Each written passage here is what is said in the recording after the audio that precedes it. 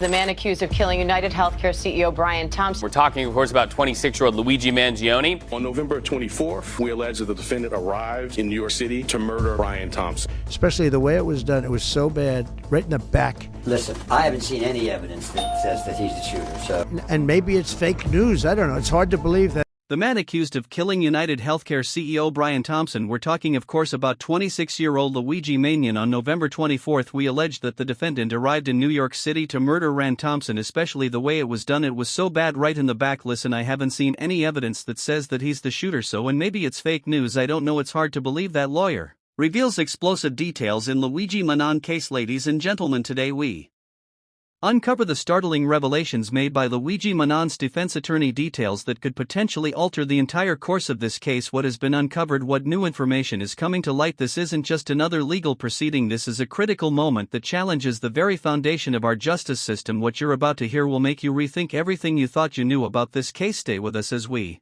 delve into these shocking developments. Let's dive in. When attorney Thomas M. Dickey stepped up to speak, his demeanor was calm yet determined. I don't know if this will be worth your while. He began almost downplaying the gravity of the situation, but make no mistake, his words carried weight. He continued, I'll try my best. These are not the words of a man unsure of his client's case. These are the words of someone who knows something the rest of the world hasn't yet grasped. And I don't know, I hope it's going to be worth your while. I can't promise anything, but I'll hear and try to do the best we can. Okay. And then came the first bombshell. We pled not guilty to the charges in Pennsylvania. He has indicated that pleas and not guilty. There any charges that we've seen thus far have been the ones here in Pennsylvania. A straightforward statement, yes, but what followed flipped. Dickey boldly proclaimed, I haven't seen any evidence that says he's the shooter. Listen, I haven't seen any evidence that says that he's the shooter, so that's how you like I said earlier, and I wasn't kidding around. This isn't just a typical legal defense, it's a seismic statement, one that immediately cast doubt on the prosecution's case. What does it mean when an experienced attorney stands in front of the world and declares that there is no evidence, not insufficient evidence, but none? This isn't about poking holes in an argument, it's about exposing the gaping void where proof should be. Dickey's words carry a gravity that goes beyond the courtroom. They force us to ask, how can someone be accused of such a heinous crime without concrete evidence to back it up? Is this a rush to judgment at trial by public opinion rather than by fact? His declaration challenges not just the case but the very system meant to uphold justice. The attorney's unwavering confidence hints at something much larger. Is this a glaring oversight by the prosecution, or could it be that Mangione is truly innocent, an innocent man caught in the crosshairs of a flawed investigation? Dickey wasn't just defending his client, he was laying the groundwork for a defense that could unravel the entire case. Remember the fundamental concept of American justice: presumption of innocence until proven guilty beyond a reasonable doubt. Dickey reminded everyone, remember, and this is not just a small thing, the fundamental concept of American justice is a presumption of innocence and until you're proven guilty beyond reasonable doubt. And I've seen zero evidence at this point. This wasn't just a legal platitude, it was a warning that what lies ahead could shake the confidence of anyone who believes in the integrity of the system. Why drive this point home with such intensity unless he's seen something the rest of us haven't, something that could turn the case on its head? The defense attorney's words suggest not just confidence but knowledge of a flaw, a weakness, or perhaps even a fatal mistake in the prosecution's approach. What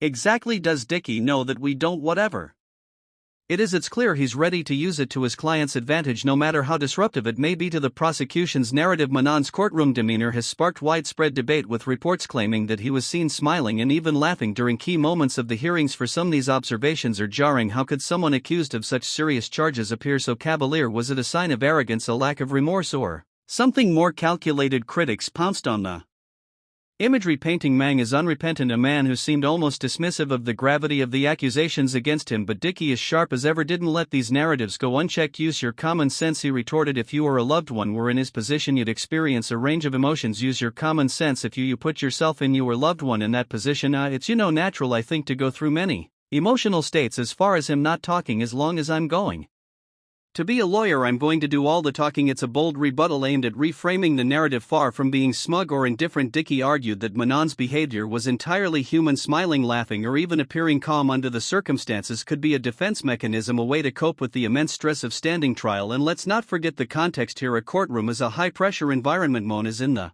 spotlight, scrutinized from every angle and facing questions that could determine the course of his life. Could those moments of smirking or laughter have been misinterpreted? Perhaps nervous laughter, a fleeting smile out of discomfort, or even a subconscious attempt to project composure by turning the focus onto the humanity of his client. Dickey wasn't just defending Mangion's character, he was subtly dismantling the public's rush to judgment. He reminded everyone that we all react differently to stress, and if the prosecution or the media is hinging their arguments on a perceived smirk, it raises an even larger question: is this case really about evidence, or is it about perception? But here's where the story takes a truly fascinating twist, one that reveals the brilliance of the defense's strategy. Attorney Dickey dropped a revelation that many didn't see coming. Contrary to early reports, Mangione had not waived his extradition rights. He did not waive extradition. "We are using every constitutional right available to him," Dickey stated with unwavering conviction. Apparently, there's news reports already going out that he waived his extradition. He did not do that, and so that's why he wanted to make sure we're going to use the process and use the Constitution and the rights that are available to any one of us in this room and any American citizen or person charged with a crime. Now, to some this might sound like a minor legal technicality, a procedural maneuver with little significance, but dig deeper and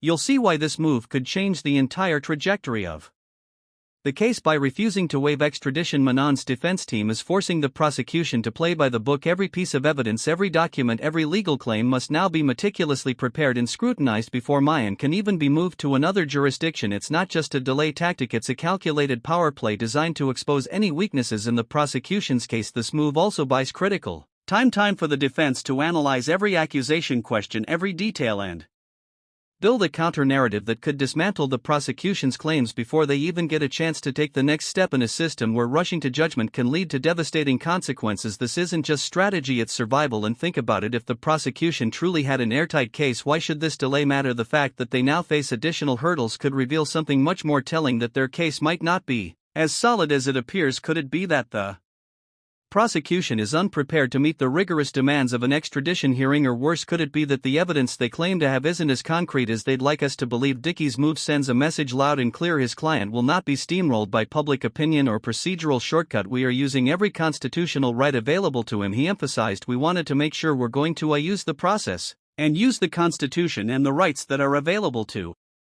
any one of us in this room and any American citizen or person charged with a crime." It's a declaration that Mangione's defense won't settle for anything less than a fair and thorough process, and it forces everyone watching to question whether the prosecution is ready for the challenge. What happened next was unexpected and bold. The contentious issue of bail took stage. Dickey, with unflinching resolve, argued that Mangione had an undeniable right to bail regardless of the serious allegations against him.